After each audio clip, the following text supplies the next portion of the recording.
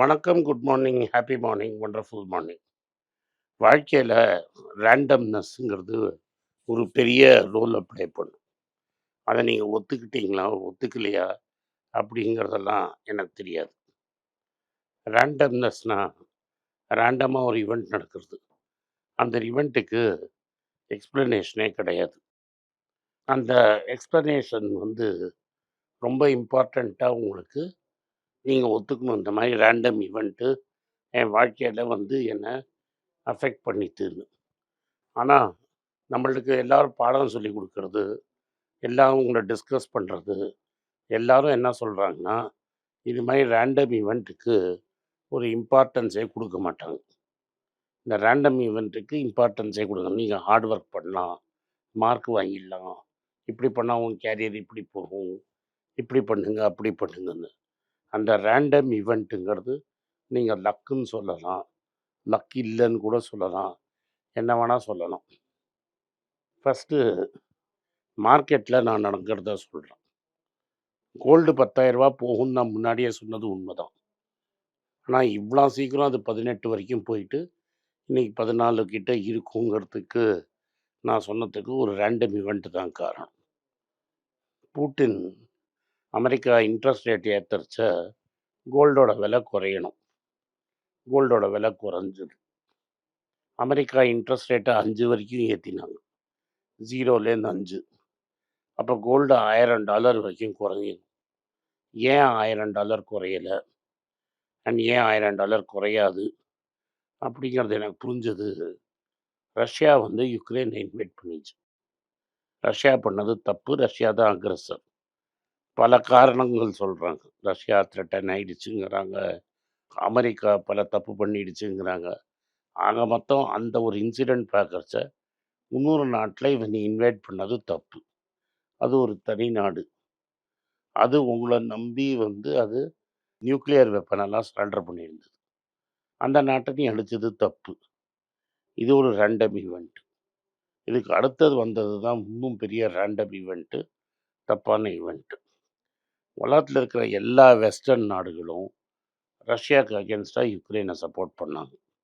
அப்போல்லாம் Joe Biden president. Trump பதிலா வேற யாராவது பிரசிடென்ட்டா இருந்தா, இத்தனை நேரத்துக்கு யுக்ரைன் ரஷ்யாவோட ஜோலியை முடிச்சிருக்கும். ட்ரம்ப் யுக்ரைனுக்கு சப்போர்ட் விட்ரா பண்ணி ஒரு வருஷம் படுத்தலைன்னா, நிச்சயமா இன்னைக்கு ஜோலியை முடிச்சிருப்பாங்க. ரெண்டாவது ரேண்டம் ஈவென்ட் என்னன்னா, ஜோ பைடன் ரஷ்யாவோட டாலர் அசெட்ஸை ஃப்ரீஸ் பண்ணது. அது அமெரிக்காவுக்கு பின்னாடி லாங் டேர்ம் இம்பேக்ட்டும் கொடுக்க போகுது.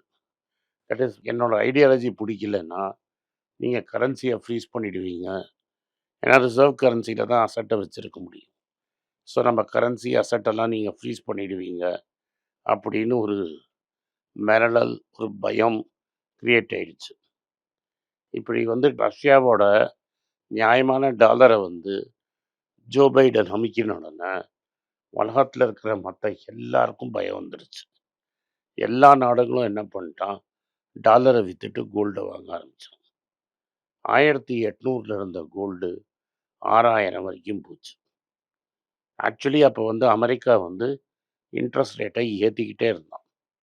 ஒரு கவுண்டர் நார்மல் லாஜிக்கு அகென்ஸ்டாக ஒரு விஷயம் நடக்கிறது. அது எதுனாலன்னா, இந்த ரஷ்யா யுக்ரைனோட ரேண்டம் ஈவெண்ட்டுனால தான். இப்போ ஆக்சுவலாக அமெரிக்கா ரேட் கட் பண்ணிகிட்டே போகிறாங்க. அமெரிக்கா ரேட் கட் பண்ணுறச்ச டாலர் வேல்யூ குறையணும், கோல்டு வேல்யூ ஏறணும். இப்போ கட் பண்ணுங்க. ரெண்டாவது ரேண்டம் ஈவெண்ட்டு, ட்ரம்ப்பு கொண்டு போய் ஈரானில் குண்டு போட்டான். வார் வந்தது, எண்ணெய் வேல்யூ ஏறித்து. எண்ணெய் எப்போதும் டாலரில் விற்கணும், டாலர் வேல்யூ அதனால் ஏறித்து. டாலர் வேல்யூ ஏறித்துனா கோல்டு வேல்யூ குறையணும். இதான் நடந்தது. இதுவும் ஒரு ரேண்டம் ஈவெண்ட். ஈரான் ஒரு ஓப்பனாக அமெரிக்காவுக்கு அகென்ஸ்டாக ஒன்றுமே பண்ணலை. எனக்கு முன்னாடியே தெரியும் அவன் குண்டு போட போகிறான்னு நான் சொன்னது பொய். எனக்கு முன்னாடியே தெரியும் யுக்ரைன் ரஷ்யா யுக்ரைனை இன்வைட் பண்ணுவான், ஜோ பைடன் இப்படி ரியாக்ட் பண்ணுவான், அதெல்லாம் எனக்கு முன்னாடியே தெரியும்னா நான் சொல்கிறத மொத்தம் பொய். நீங்களே நம்பாதீங்க. ஆனால் ஒன்ஸ் அந்த ஈவெண்ட் நடந்துருச்சுன்னா என்ன ஆகும்? இந்த ஈவெண்ட் நடந்ததுனால டாலர் ஸ்ட்ரென்த்தன் ஆனதுனால கோல்டு விழுது. என்னைக்கெல்லாம் வந்து பீஸ் டாக் நடக்க போகுது, பேச்சுவார்த்தை சமாதான புறா விட போகிறாங்க அப்படின்னு நியூஸ் வந்தால் கோல்டு ஏறும். சமாதான புறாலாம் சுட்டாச்சு, ஒருத்தர் மிசைலால் சுட்டுக்கு போகிறாங்க அப்படின்னா கோல்டு விலை இறங்கும், டாலர் வேல்யூ ஏறும். நான் இதை சொல்லியிருக்கேன். ரூ. 100 200 இந்த சைடு அந்த சைடு போயிட்டே இருக்கும். இன்றைக்கி 14,000 கோல்டு ஃபஸ்ட் டைம் உடச்சிருச்சு.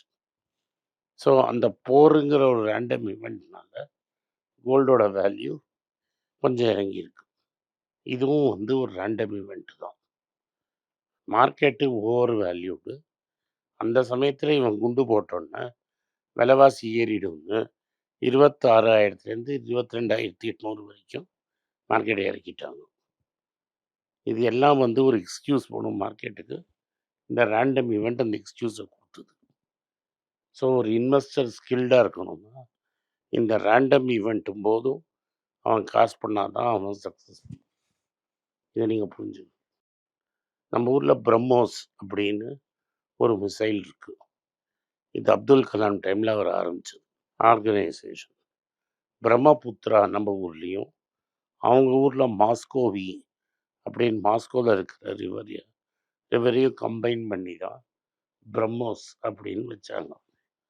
இப்போ உள்ளுக்குள்ளே மிசைல் வருது வெளியூர்லேருந்து. இப்போ ஈரான் மிசைல் விட்ற மாதிரி பாகிஸ்தான் நம்ம மேலே மிசைல் விட்டா அவங்க விட்டோடனே அதை போய் நம்ம தடுக்கிறதுக்காக பண்ணக்கூடிய இன்டர்செப்டல் மிசைல் தான் இந்த பிரம்மோஸ் மிசைல்.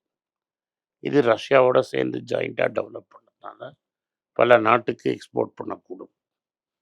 அப்போ தான் டெஸ்ட் பண்ண நம்மளுக்கு பெட்டர் ஃபீட்பேக் வரும்.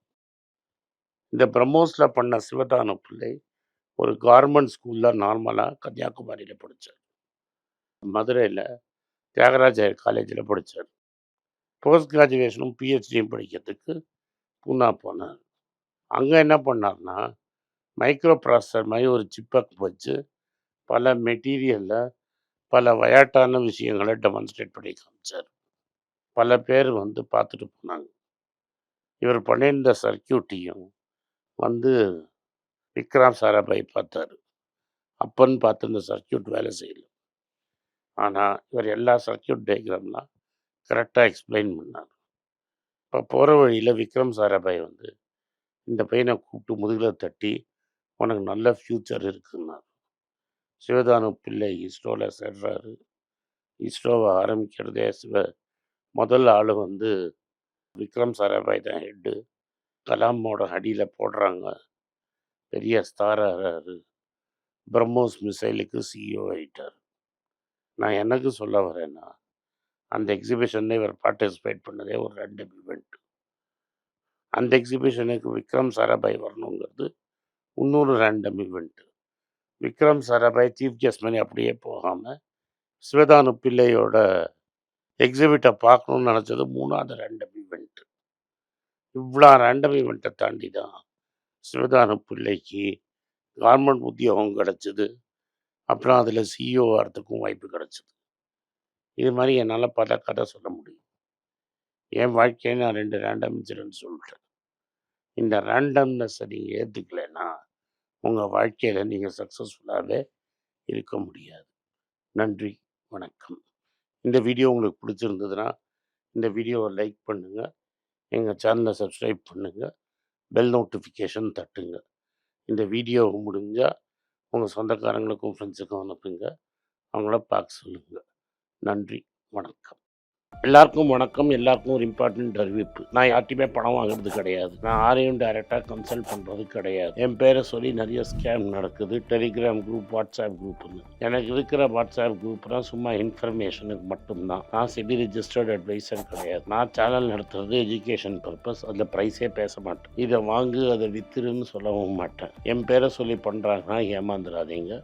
நன்றி, வணக்கம். எல்லாருக்கும் வணக்கம். குழந்தைங்களுக்காக ஃபைனான்சியல் லிட்ரஸி மணி ஃபார் நத்திங்னு 2வது பார்ட். அண்ட் இதுல வந்து செக் எழுதுறது எப்படி, டெபாசிட் ஸ்லிப் எழுதுறது எப்படி, பணம் எப்படி வந்தது, பார்ட்டர்லேருந்து டிமானிட்டைசேஷன் வரைக்கும் எல்லாத்தையும் கவர் பண்ணியிருக்கோம். உங்க குழந்தைங்க அப் டு ஏஜ் 10-12க்கு ரொம்ப யூஸ்ஃபுல்லா இருக்கும். இந்த புக் இப்போதைக்கு ஒரு ஸ்பெஷல் பிரைஸ்ல 450 ரூபாய்க்கு கொடுக்குறோம். இதை யூஸ் பண்ணிக்கங்க. நன்றி, வணக்கம். moneypage.com வெப்சைட்டை சப்ஸ்கிரைப் பண்ணுங்க. ஒரு வாரத்துக்கு 4 ப்ரீமியம் ஆர்டிக்கலும் ஃப்ரீ ஆர்டிகல்ஸ் ஒரு 10லேருந்து 15 நாங்கள் போடுறோம். இது சப்ஸ்கிரிப்ஷன் ஒரு மாதத்துக்கு 99 ரூபா தான். இங்கே சொல்கிற கான்செப்ட்ஸை கிரேட்டாக எக்ஸ்பேண்ட் பண்ணி போடுறோம். நீங்கள் படிச்சிங்கன்னா உங்களுக்கு யூஸ்ஃபுல்லாக இருக்கும். நன்றி, வணக்கம். வணக்கம். குழந்தைங்களுக்காக ஒரு புஸ்தகம் லான்ச் பண்ணோம். அது ரொம்ப சக்ஸஸ்ஃபுல்லாக இருக்குது. யாருக்கெல்லாம் அந்த புஸ்தகம் போகணுமோ எங்கள் டீமுக்கு கான்டாக்ட் பண்ணுங்கள். கீழே இருக்கிற நம்பர்லேயும் வெப்சைட்லேயும் கான்டாக்ட் பண்ணிங்கன்னா உங்களுக்கு அந்த புஸ்தகத்தை நீங்கள் வாங்கிக்கலாம். மற்ற எங்கள் புஸ்தகமும் அவைலபிள். எங்கள் வெப்சைட் மூலமாகவும் வாங்கலாம். கீழே இருக்கிற வாட்ஸ்அப் நம்பர்லேயும் மெசேஜ் அனுப்பலாம். நன்றி,